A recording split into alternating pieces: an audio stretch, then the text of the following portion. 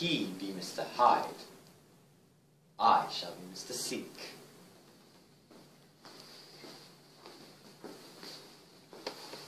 Mr. Hyde, I think. That is my name. What do you want? I see you are going in. I'm an old friend of Dr. Jekyll's, Mr. Addison of Gaunt Street. You must have heard my name, and meeting you so conveniently, I thought you might admit me. Will not find you. He is from home. How did you know me? On your side. Will you do me a favor? With pleasure. What shall it be? Will you let me see your face?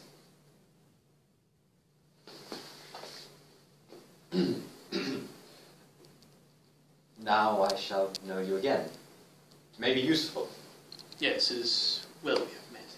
I propose you should have my address. God, And now, how did you know me? by description. Whose description? We have common friends. Common friends! Who are they? Jekyll, for instance.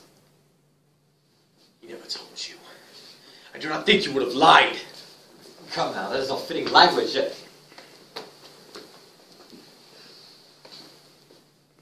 There must be something else.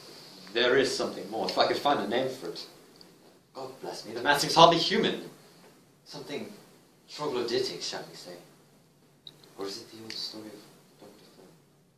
Or was it the mere radiance of a foul soul that thus transpires through and transfigures its clay continent? For the last time, for all this poor old Harry Jekyll. If ever I read Satan's signature upon such a face, it is that of your new friend.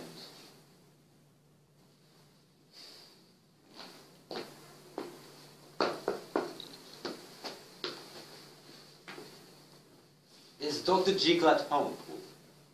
I will see Mr. Addison. Will you wait by the fire, sir? Or shall I give you a light in the dining room? Here, thank you.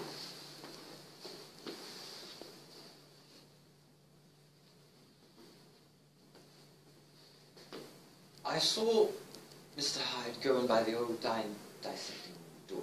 Is that right, Paul, when Dr. Jekyll was out? You're quite right, Mr. Addison. Mr. Hyde is a key.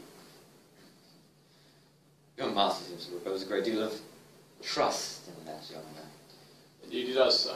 We all have orders to obey him. I do not believe I have actually met Mr. Hyde. Oh, no, sir. He never dines here. But indeed, we see very little of him on this side of the house. He usually comes and goes by the laboratory. Good night. Good night, Mr. Addison. Poor Harry Jekyll, my mind misgives me. He's in deep waters.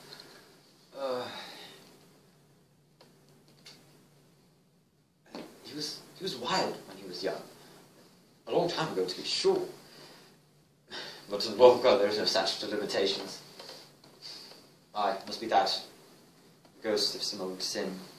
The cancer of some punishment. Some concealed disgrace. Punishment coming, Petty Cloud, years after memory has forgotten and self-love can run forward.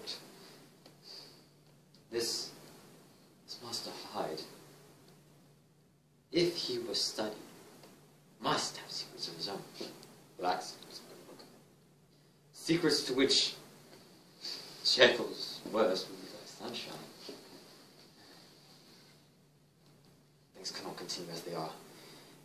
It turns me cold to think of this creature stealing like a thief at Harry's bedside. Poor Harry got away. And the danger of it, for if this Hyde suspects the existence of the will, he may grow impatient to inherit. Right. I must put my shoulders to the wheel. Jekyll will let me. Jekyll will let me.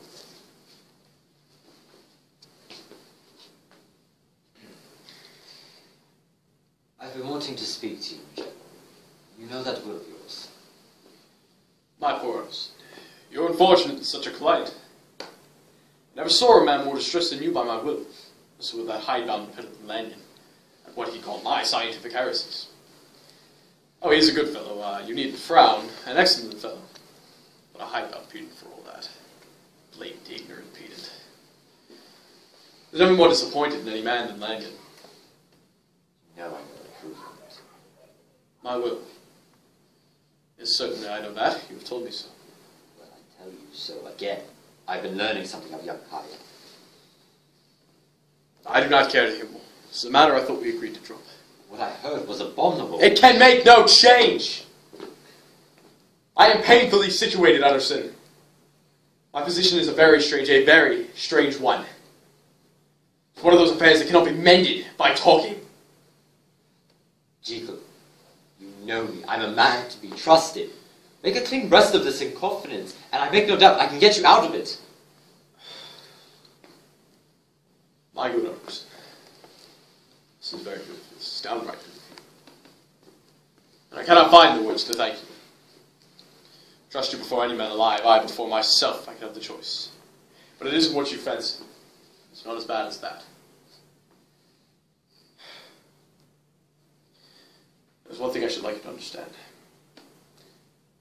The moment I choose, I can be rid of Mr. Hyde.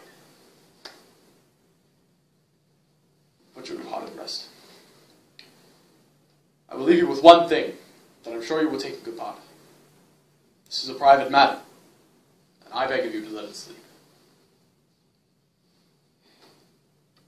I can't agree that you're perfectly right. Since we have touched upon this business, and for the last time, I hope, there is one thing I should like you to know.